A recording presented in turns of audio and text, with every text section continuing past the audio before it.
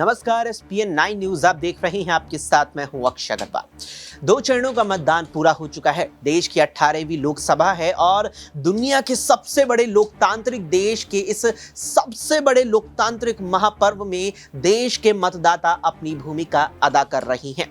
बात करें अगर बिहार की, तो सूबे में 2 चरणों के जरिए 9 सीटों पर मतदान की प्रक्रिया पूरी हो चुकी है। इन 9 सीटों में जमुई लोकसभा सीट भी शामिल है। जमुई के जिक्र इसलिए आया है क्योंकि भारतीय जनता पार्टी नेतृत्व वाले एनडीए गठबंधन ने जमुई सीट को रामविलास पासवान की यानी कि रामविलास लोजपा के खाते में दी है, या कहे कि चिराग पासवान को सौंपी है। और जमुई उन 5 लोकसभा सीटों में आती है जो चिराग पासवान के खाते में एनडीए गठबंधन के तहत आई है। ऐसे में यह सवाल चिराग पासवान को लेकर लगातार उठ रहा था जब से बीजेपी आलाकमान या कहें कि एनडीए गठबंधन के तहत 5 सीटें उनके खाते में आई थी कि चिराग क्या 5 सीटें जीत पाएंगे, क्योंकि भारतीय जनता पार्टी जो कहीं ना कहीं बिहार में भी नेतृत्व कर रही है एनडीए गठबंधन का, उस एनडीए गठबंधन ने बीते आम चुनावों में सूबे की 39 सीटों पर जीत दर्ज की थी। और ऐसे में बीजेपी उस जीत के आधार पर कहीं ना कहीं अब की बार 40 का लक्ष्य लेकर चली, यानी प्रदेश की सभी सीटों पर अपना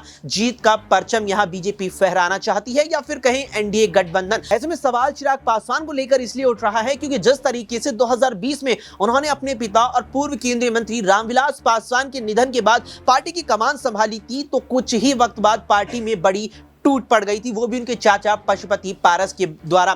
इसके बाद जिस तरीके से भारतीय जनता पार्टी के साथ गठबंधन कर एनडीए में 5 सीटें इन आम चुनावों में चिराग पासवान को मिली, तो फिर पार्टी को बड़ा झटका लगा, जहां पार्टी के 22 नेताओं ने सामूहिक तौर पर अपना इस्तीफा सौंप दिया। और उन 22 नेताओं में वे नेता शामिल थे जो कहीं ना कहीं इन 5 लोकसभा सीटों से खुद को प्रत्याशी मानकर बैठे थे, लेकिन चिराग ने उनका चयन नहीं किया। अब यहां पर एक चीज देखने को यह रहेगी कि चिराग पासवान जो कहीं ना कहीं यहां बड़े दावे अपनी जीत कर लगातार करते नजर आ रहे हैं, कैसा प्रदर्शन वो उन 5 सीटों पर कर दिखाते हैं। और क्या भारतीय जनता पार्टी जब 4 जून को चुनावी नतीजे आएंगे वहां हाथ मलती रह जाएगी कि आखिर क्यों चिराग को 5 सीटें दी, या फिर उन्हीं हाथों से ताली बजाती नजर आएगी। क्या कुछ आपका मानना है? कमेंट बॉक्स में कमेंट करके अपनी प्रतिक्रिया हमें जरूर दें। फिलहाल के लिए इस पेशकश में इतना ही। देश और दुनिया की तमाम खबरों के लिए देखते रहें एसपीएन 9।